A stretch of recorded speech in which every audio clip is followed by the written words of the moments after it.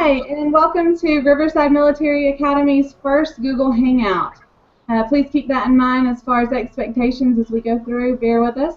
We're learning as you are. My name is Kayla Davenport. I'm the Director of International Admissions here at Riverside Military Academy. I look forward to helping you through the entire admissions process and making it a little less stressful. I want to tell you a little bit about Riverside before we get started today, and I'll introduce our panelists. Riverside has been here for 108 years in beautiful Gainesville, Georgia. It's about an hour north of Atlanta, Georgia, so it's an easy direct flight in from most countries, and we can certainly help with all of this logistics. As far as what we do here, we're an all-boys school, 7th grade through 12th grade. We are not sending boys into the military, and we're not affiliated with the military. We just use the military structure to prepare students for success in their future. So our goal is to get students into college and universities around the world. We are one of the top military schools as far as secondary schools go in the nation. You're going to learn a lot about Riverside today, but first let me introduce you to our panel. I'm going to introduce you, we actually have our academic dean here, an alumnus and current parent, Ruben Barahona. We have cadets Nava, Wen, and Adigbute with us as well. So, Dean Green, can you introduce yourself? Sure, absolutely. Thank you, Ms. Davenport. Welcome, everybody. My name is Jamie Green, and I am the Dean of Academics here at Riverside Military Academy. I've been in this post now for just over a year, and I can say without hesitation it's the best job I've ever had. This is a great place to work. It's a great place to teach. We're very fortunate to have such a diverse corps. Many cadets from all over the world, all over the United States, and it's truly a unique experience. My background is that I've taught history and economics for the past 10 years, mostly in Boston and in the northern part of the United States. And recently I made the decision to move south and come full circle. I myself went to a military boarding school in England, and so this was my calling and this was my goal. So I'm very happy to be here, very fortunate to be here, and I hope to talk to you a little bit more later about the academic program. Thank you. Mr. Barahona, can you introduce yourself? Hello to everyone. My name is Ruben Barahona, originally from Cozumel, Mexico.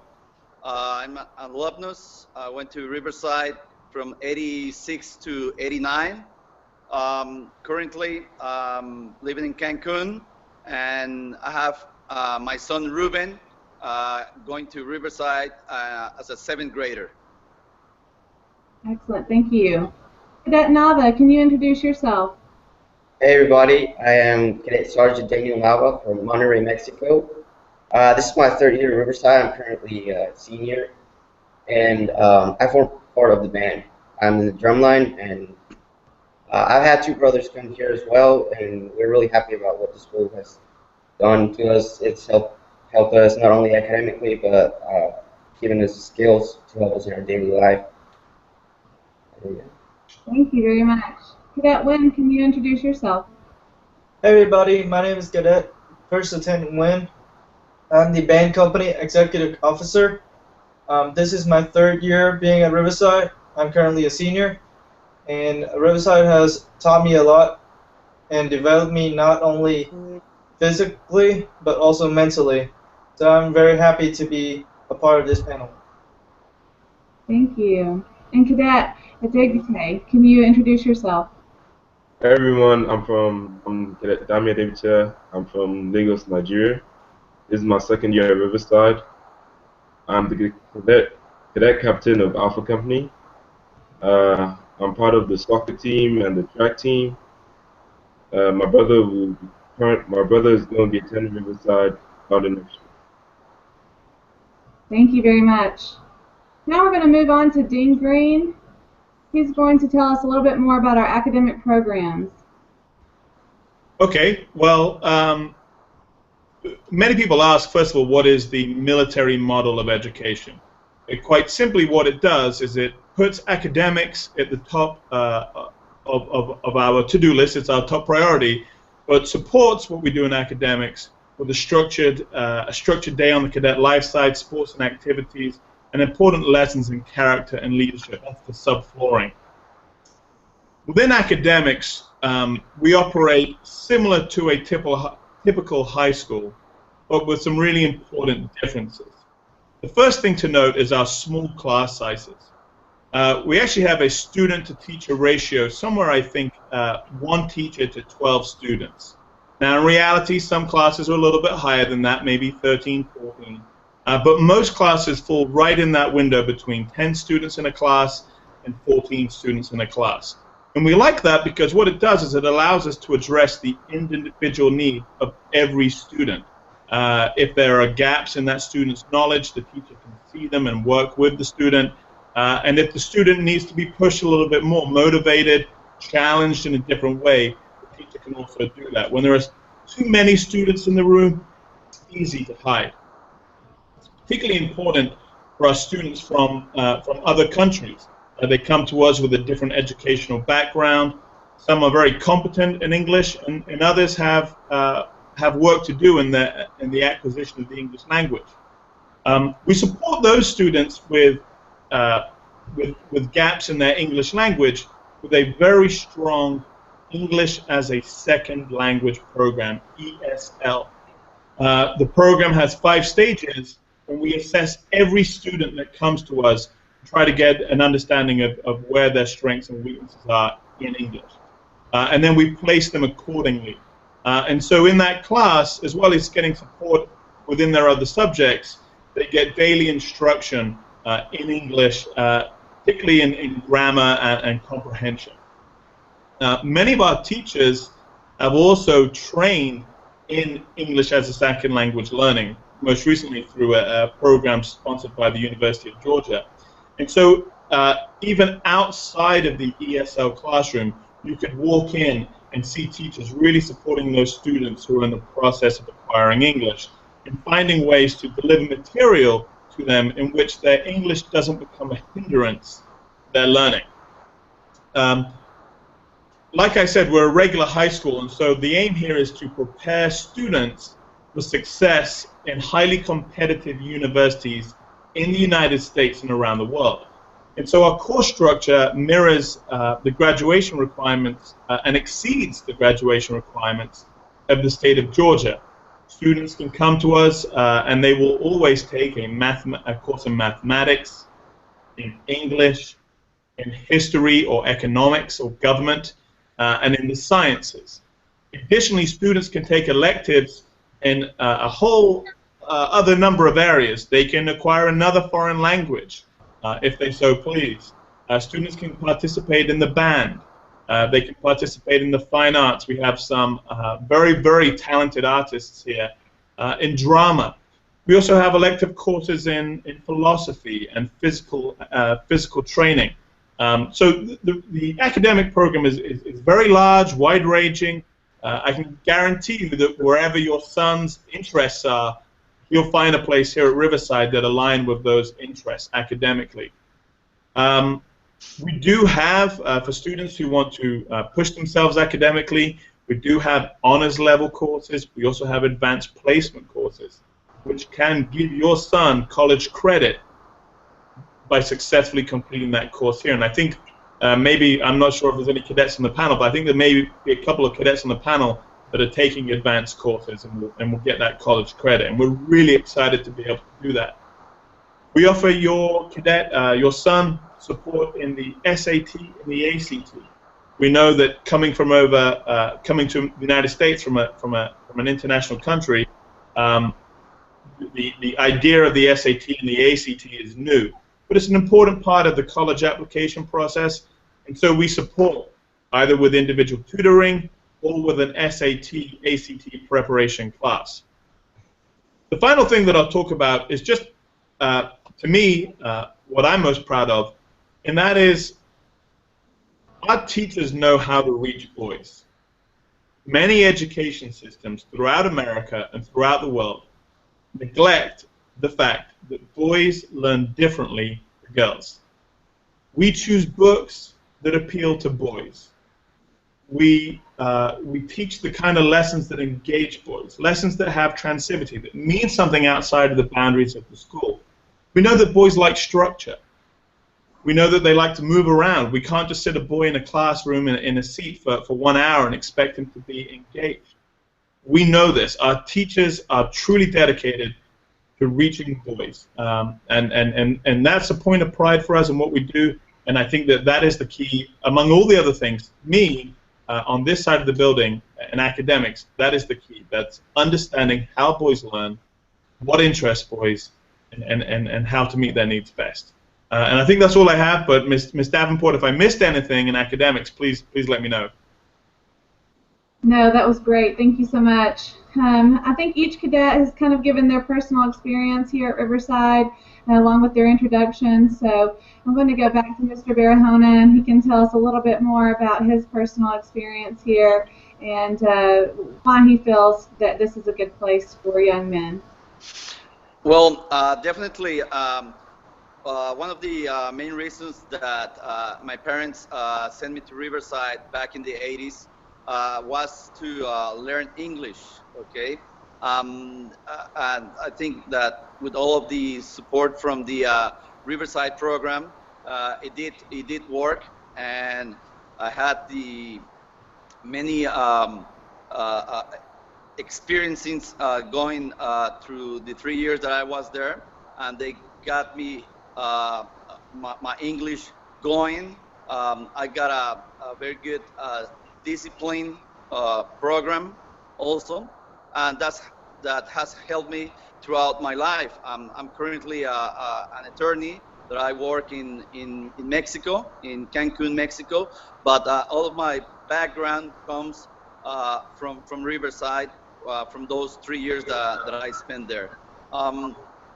Currently, and that was one of the main decisions that got me to send my boy to Riverside. But basically, yes, the discipline and the getting to learn the English as a second language, that was the top of why my parents choose to send me to Riverside.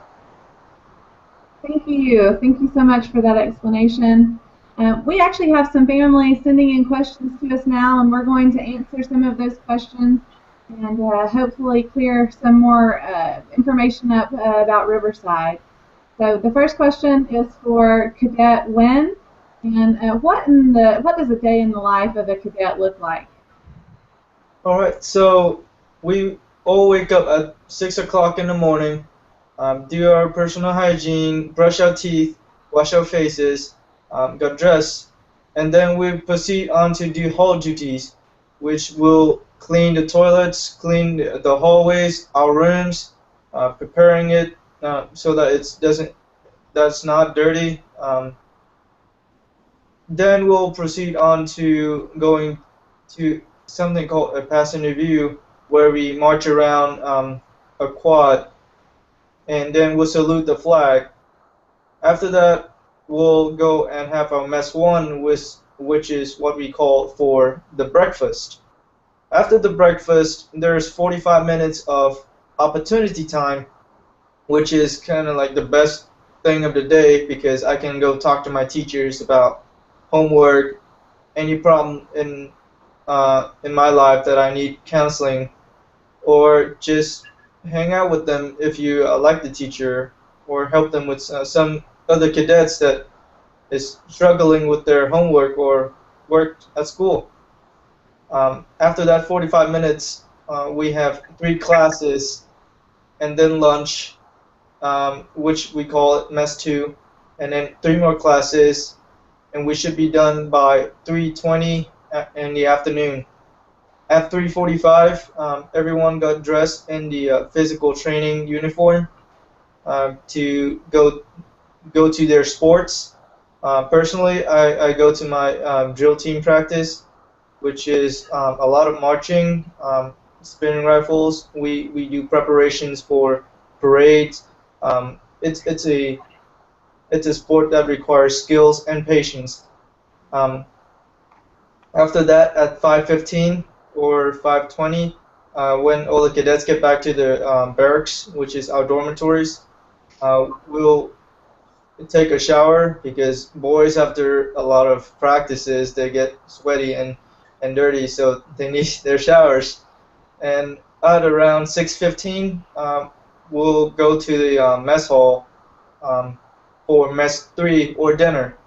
After dinner, we'll salute the flag again to lower the flag and go back to the barracks for study hours, which is an hour and a half of studying, quiet study hours, so that everyone can get their homework done.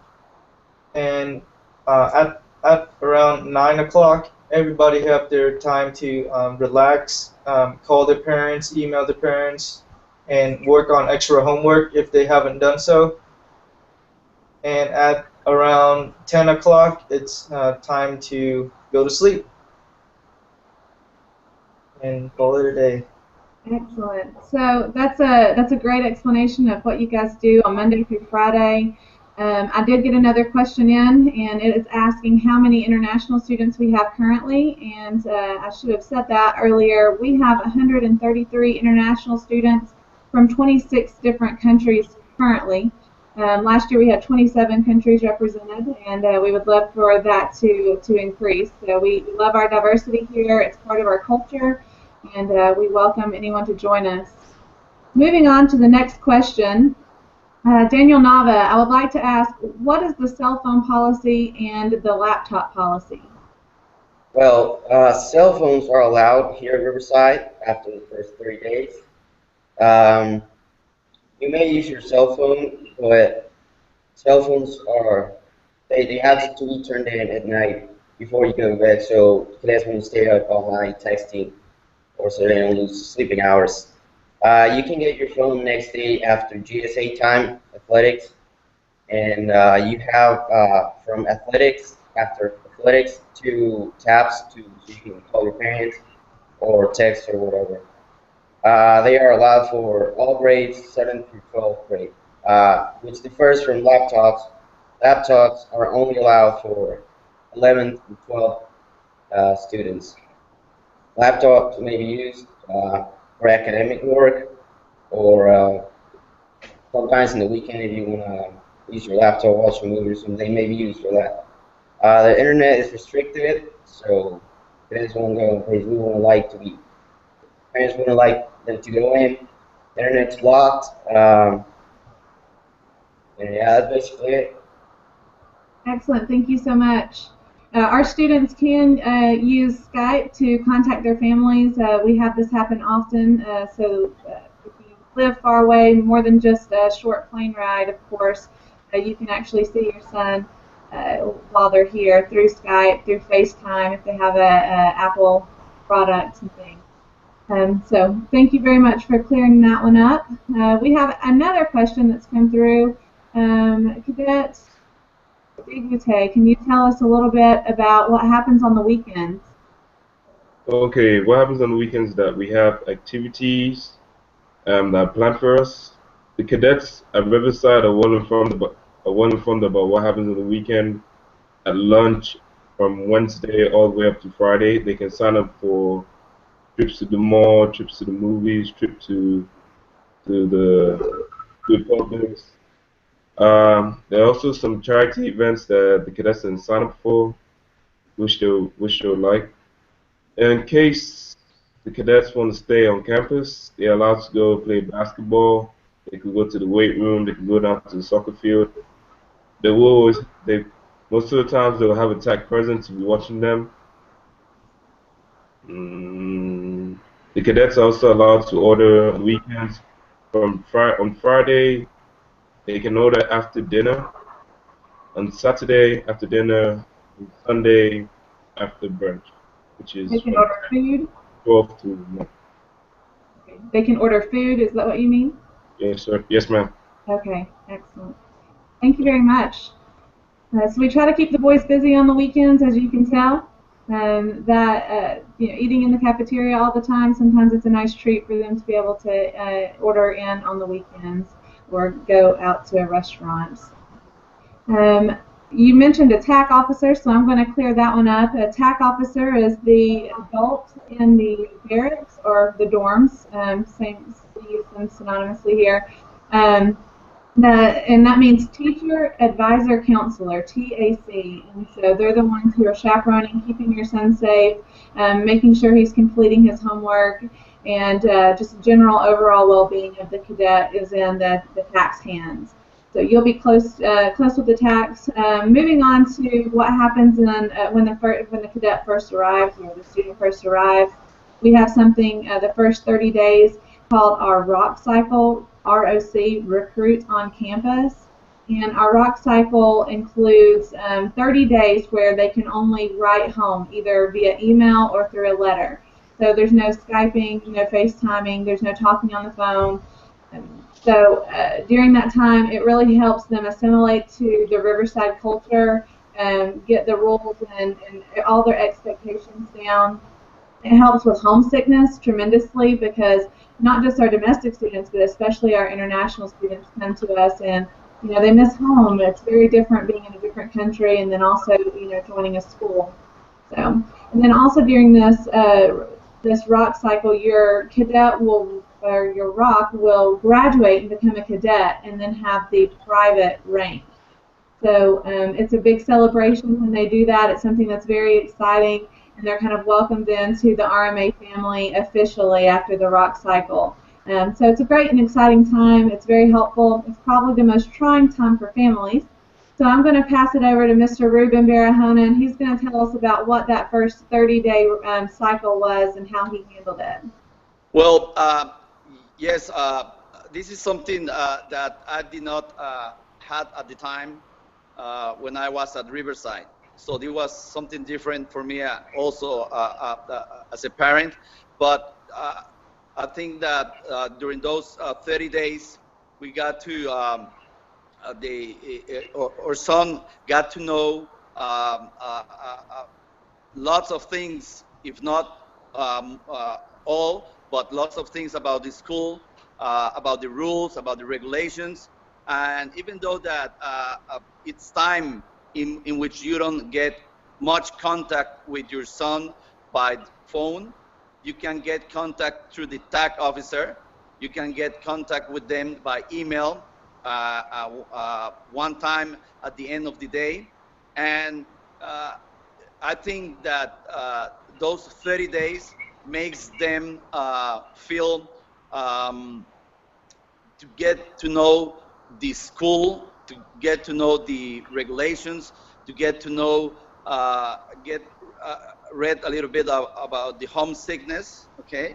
And I think that it is a good experience, hard experience for both son and parents, but at the end, once those 30 days were over, our son has been more confident in school, and us as the parents, we feel more confident with him also, and with the school. Excellent. Thank you so much for that answer. I'm going to move on a little bit. I'm going to talk about our website and where to find some things, and then talk about the admissions process as well.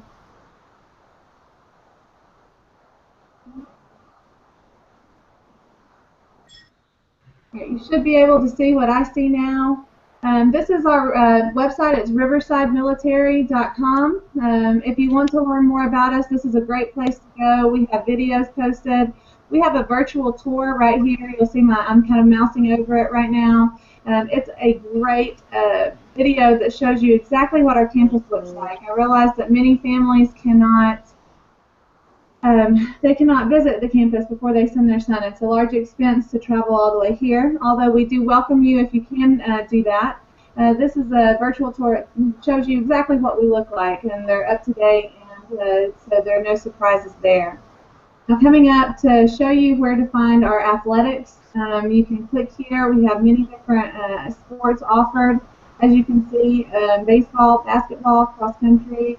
We have a new club sport called fencing. Football, golf, lacrosse, riflery, rowing, soccer, swimming, tennis, track and field, and wrestling. We also have some other kind of intramural sports. We have like I think it's airsoft. They can do airsoft as well. If your son is not interested in sports necessarily, that is okay. He can try them out here. Otherwise, he does need to be active in something. So if it's not joining a sports team, then we would love to see him in our band or anything other than that. We also have clubs and organizations, as the dean mentioned earlier. As far as our admissions process, you can go from our homepage here, and you can just click on admissions. You can go to the main page. I'm going to select the apply request information option so you can see a step-by-step process. Our admissions process works like this. We have a rolling admissions, but our 3 major enrollment times are August, January, and July. We have a summer program. We actually have an extensive ESL program in the summer, as well as just a regular academic, 4-week academic program. So we can talk about what is the best fit for your students. Notice here the step-by-step application process. The checklist is right here, so you can go through and see what's going to be required of you. The application can be completed online, and you'll do that by clicking this link right there. We will also need transcripts and a discipline report from the current school. We will need a school principal or counselor recommendation, a math teacher recommendation, an English teacher recommendation. If one of those are not applicable or you cannot get them, please contact me, let me know, and we might go for the personal recommendation option. But these are really the most required. There may be an interview that is necessary, and really we need a student who is fully physically capable, because we have a rigorous program where our students are very active physically, also of course mentally in the classroom. We have a character education piece and all of these things, so it's a very holistic, well-rounded program. So we look at that, so we look at the application process the same way. We look at it holistically, well-rounded students. That's what we're looking for. So we'll move on. That is the application process. I really appreciate you all attending this Google Hangout. I hope it's been beneficial and informational for you. My name is Kayla Davenport again, and you can contact me at kdavenport@riversidemilitary.com or give us a call. Go to our website. There's several numbers you can contact that might fit you. You can also request a Skype appointment with me as well, or we can do a Google Hangout if you're more comfortable. I want to thank my panelists for coming. Thank you so much. You were so helpful today. And again, any questions, just send us an email, submit an information request on the website. Have a good day.